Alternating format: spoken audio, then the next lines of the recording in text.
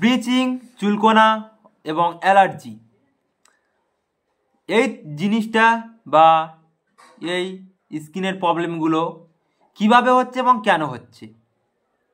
আসসালামু আলাইকুম, আমি হাসনাত মোল্লা। অজানাকে জানা এবং অচেনাকে চেনানোর উদ্দেশ্যে এই ভিডিওতে আসা। আমি বোঝাবো চুলকোনা এবং অ্যালার্জি কিভাবে হচ্ছে এবং এর প্রতিকার কী। তো এর জন্য আমাদের প্রথম জানতে হবে বডির ইমিউন সিস্টেম এবং স্কিনের ব্যাপারে। তো শুরু করি। প্রথম বলবো আমি ইমিউন সিস্টেম কি দিয়ে তৈরি বা ইমিউন সিস্টেমটা কি। ইমিউন সিস্টেমের মধ্যে থাকে শ্বেত রক্তকণিকা, প্লীহা, অস্থিমজ্জা, থাইমাস গ্রন্থি এবং লসিকা গ্রন্থি। এইগুলোর কাজ কি? শ্বেত রক্তকণিকার কাজ কি? জীবাণুর বিরুদ্ধে লড়াই করা। প্লীহার কাজ কি?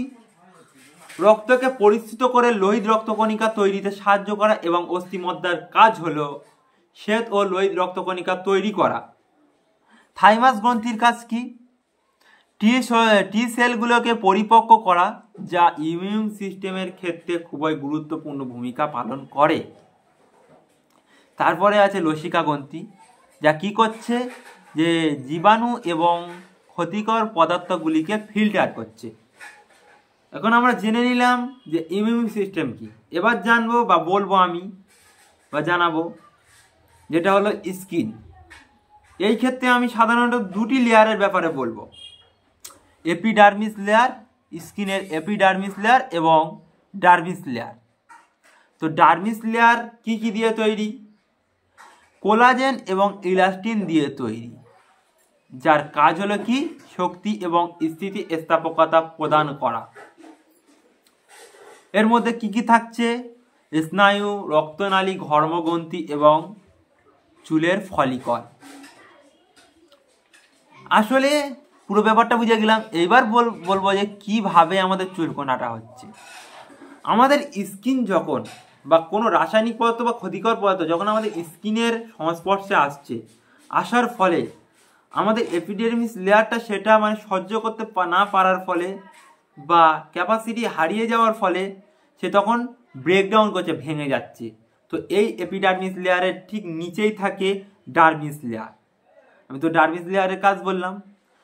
তো এই ডার্মিস লেয়ারের তারপরে কি করবে? এই ডার্মিস লেয়ারটাকে যে রক্ষা করছিল সে হলো এপিডার্মিস লেয়ার, সেটা এখন ভেঙে গিয়েছে।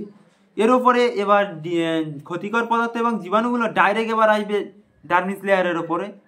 তো এই ডার্মিস লেয়ারের ক্ষতিকর পদার্থ বা জীবাণুগুলোর সাথে প্রতিরোধ ক্ষমতা করতে হবে বা তাদেরকে ধ্বংস করতে হবে। তখন আমাদের ইমিউন সিস্টেম সক্রিয় হয়ে টি সেলগুলোকে পাঠিয়ে দিচ্ছে। টি সেলগুলো আমাদের ডার্মিস লেয়ারের ওপরে জমা হয়ে সেই ক্ষতিকর পদার্থের সাথে লড়াই করছে, যার জন্য জ্বালাপোড়া সৃষ্টি হয় এবং লাল লাল হয়ে যায় স্কিন। আমি এখন চুলকোনার ব্যাপারে বললাম। এবার বলবো আমি অ্যালার্জির ব্যাপারে। অ্যালার্জি কি হচ্ছে? অ্যালার্জি সেম, এখানে শুধু দুটো ঘটনা ঘটছে। অ্যালার্জির ক্ষেত্রে হচ্ছে যে immune system, auto immune system সক্রিয় হয়ে যাচ্ছে। ঠিক আছে, তখন কি হচ্ছে যে আমাদের শরীরে যেসব প্রোটিনগুলো দরকার বা যেসব সেল বা কোষগুলো দরকার আমাদের বডির জন্য, তো অটো ইমিউন সিস্টেম একসময় সক্রিয় হয়ে এমন হয়ে যাচ্ছে সে বুঝতে পারছে না যে আমার বডিতে কোন প্রোটিন দরকার বা কোন সেলগুলো দরকার। সে তখন কি করছে? নিজের সেলগুলোকে ধ্বংস করছে বা দরকারি কোষগুলোকে ধ্বংস করছে এবং প্রোটিনগুলোকেও ধ্বংস করছে, যার জন্য আমাদের অটো ইমিউন সিস্টেম সক্রিয় হয়ে যাওয়ার ফলে অ্যালার্জির সৃষ্টি হচ্ছে। তো এখন আমাদের করণীয় কি? অ্যান্টিবায়োটিক বা অ্যান্টি ইনফ্ল্যামেটারি এবং ময়েশ্চারযুক্ত ক্রিম ইউজ করা আমি সাজেস্ট করব। এইগুলো করলেই স্কিনের এপিডার্মিস লেয়ার আবার পুনরায় রিকভারি হয়ে যাবে ইনশাআল্লাহ। তো ধন্যবাদ, আসসালামু আলাইকুম। দেখা হবে পরের ভিডিওতে। যদি কোনো প্রশ্ন থাকে তো অবশ্যই কমেন্টে জানাবে, আমি উত্তর দেওয়ার চেষ্টা করব।